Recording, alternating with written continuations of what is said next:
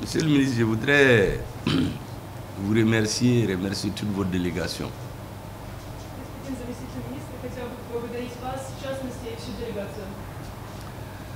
Vous savez, en tant que Premier ministre du Mali, qui est au courant de toute la gamme des domaines de coopération entre le Mali et la Russie, je suis très heureux de recevoir une délégation de haut niveau ce jour.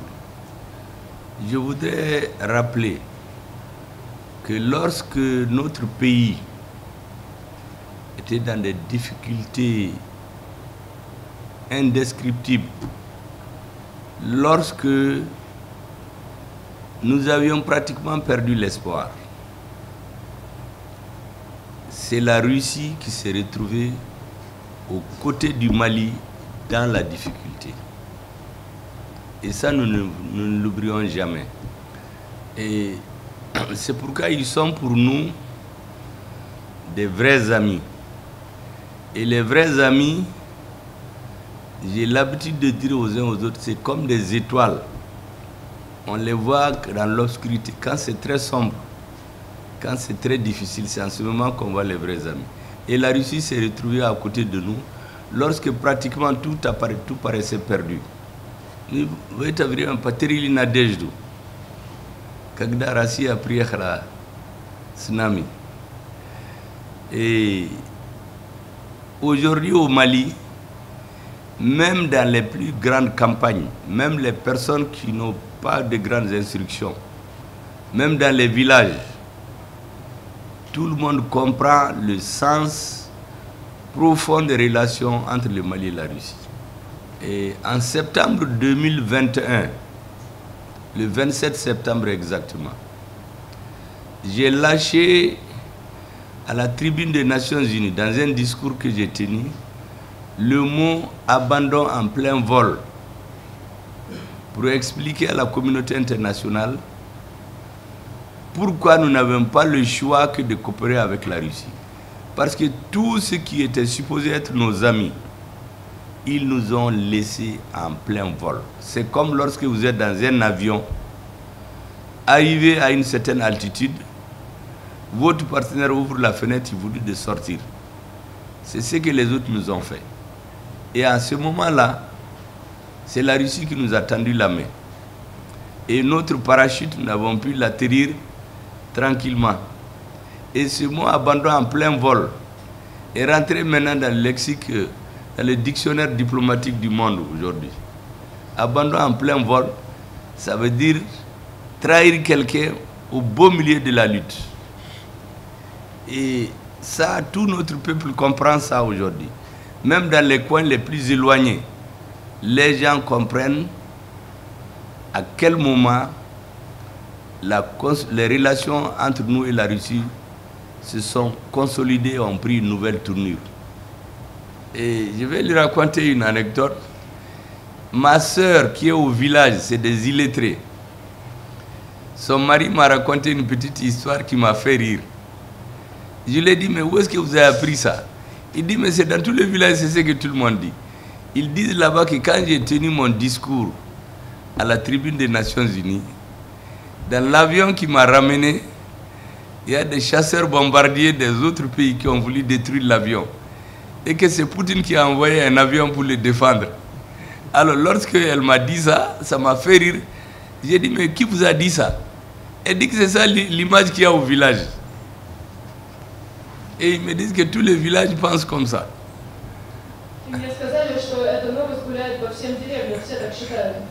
Ça, c'est pour leur donner une idée de ce que les Maliens pensent de nos relations avec la Russie.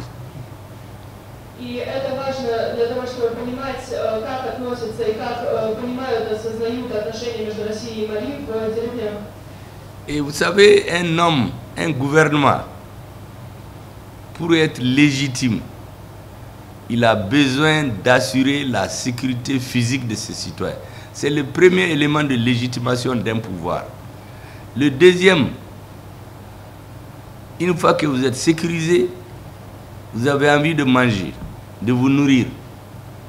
La sécurité alimentaire. quand notre pays a eu des difficultés de ce point de vue aussi, la Russie est venue nous aider. Le troisième élément, c'est la sécurité sanitaire. Et le quatrième, c'est la sécurité éducationnelle. Il faut que le peuple comprenne qu'est-ce qui se passe avec lui et dans le monde pour comprendre les actions de leurs dirigeants et les apprécier. Et je suis ravi qu'aujourd'hui, sur les principaux leviers de légitimation du gouvernement de transition, notre coopération avec la Russie est l'une des plus fortes aujourd'hui. Vous savez, j'ai reçu ici beaucoup d'ambassadeurs. Je leur ai dit ceci. D'abord qu'ils comprennent qu'au Mali, il y a des dirigeants qui ont un coefficient intellectuel largement au-dessus de ce à quoi ils sont habitués. La deuxième chose, il me parle de démocratie. Il n'y a aucun pays dans l'histoire de l'humanité, y compris les pays qui se proclament être les pays démocratiques, qui ont commencé leur développement par la démocratie. Ça n'existe pas. J'ai donné le cas de la France. Je leur dis que les deux hommes les plus célèbres dans l'histoire française, c'est De Gaulle et Napoléon. Personne ne les a élus. Les États-Unis, George Washington, il a fait plus de 10 ans, personne ne l'a élu. C'est lorsque le peuple est sécurisé, il y a de l'ordre dans le pays, tout est normal qu'on parle de démocratie, parce que c'est les gens qui comprennent ce qu'ils choisissent. Mais quand vous affamez la population, les gens sont ignorants, ils meurent de faim. Vous venez à la veille des élections, vous leur donnez quelques kilos de céréales, mais ils ne votent pas pour vos idées. Ils votent pour ne pas mourir de faim. Et donc, j'ai dit à ces ambassadeurs-là, dans aucun de leurs pays, ils n'ont commencé le développement par la démocratie. Donc, ils arrêtent de nous pomper l'air. Nous savons d'où nous venons, où est-ce que nous sommes et où est-ce que nous voulons aller.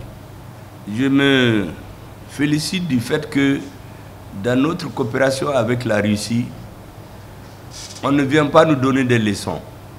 On vient nous aider à résoudre les problèmes que notre population a pour avancer notre pays à une étape qualitativement nouvelle dans son développement. Après, les nouveaux dirigeants parleront d'autres choses. Mais aujourd'hui, nous avons des problèmes à résoudre. Et la Russie est à nos côtés. Je voudrais donc les saluer pour cela. Aujourd'hui, notre combat principal, c'est la lutte contre le terrorisme. En plus de ce que j'ai déjà dit par rapport à l'appui de la Russie, je rappelle à tout le monde que la lutte contre le terrorisme, le pays qui en a été victime de façon organisée par les mêmes sponsors, c'est d'abord la Russie, au début des années 90. Et d'ailleurs, l'actuel président de la Russie, sa légitimation au départ est venue de la lutte contre le terrorisme. C'est après qu'il a combattu le terrorisme que maintenant il s'étend sur les autres secteurs pour développer leur pays et avancer. Donc dans la lutte que nous menons, la Russie est l'un de nos partenaires les plus fiables parce qu'il est engagé, parce qu'elle en a l'expérience, parce qu'elle a vécu elle-même tous les attentats dans les métros, dans les bus, dans les théâtres, dans les écoles. La Russie les a vécus. Donc il n'y a pas quelqu'un qui peut nous comprendre plus que la Russie dans la lutte contre le terrorisme. Donc nous sommes sûrs que notre coopération avec la Russie doit porter dans l'intérêt de nos deux pays. Bien entendu, le Mali a d'autres partenaires qui vont dans le sens de ses intérêts, mais le partenariat avec la Russie est particulier. Deuxièmement, je demande à tous les ministres régulièrement, et le président aussi le demande, d'accorder une attention particulière à tout ce qui concerne nos relations avec la Russie. Même les ministres, par exemple, avec les difficultés qu'il y a, souvent ils ne bougent pas. Mais quand il s'agit d'aller en Russie ou dans les pays de l'AES, il n'y a même pas de débat, c'est automatique. Dès que je vois sur une demande d'ordre de mission la Russie ou un pays de l'AES, je mets un OK. Et en rouge, pour que ça soit clair pour tout le monde. De sorte que je voulais saluer cette coopération entre notre ministre et lui-même et entre nos systèmes éducatifs. Et je sais que le Mali en tirera un grand bénéfice. Moi-même, je suis produit de ce système-là, de collaboration, de coopération entre le Mali et la Russie. J'ai étudié en Union soviétique entre 1977 et 1988. De sorte que, il y a plus de 30 ans que j'ai quitté la Russie, je ne l'ai plus revu. Sauf une fois où j'ai passé une journée juste parce qu'un Malien a été décoré. J'ai assisté à la cérémonie et puis j'ai été dans mon institut où j'ai étudié. C'est devenu une université maintenant. J'ai planté un arbre et puis je suis rentré au Mali. Mais on me dit que la Russie a changé. C'est complètement une autre chose aujourd'hui. Je souhaite que dans l'avenir, que notre pays aussi change et que ce soit un pays que tout le monde va admirer en paix, en sécurité. Et en ce moment, les citoyens choisiront les dirigeants qu'ils veulent. S'ils choisissent l'équipe actuelle, c'est bien. S'ils choisissent une autre équipe, au moins les questions fondamentales de paix, de sécurité alimentaire, d'éducation, nous les aurons résolues et abordées et résolues avec la coopération avec la Russie. C'est pour cela que je salue M. le ministre et je l'encourage à renforcer cette coopération.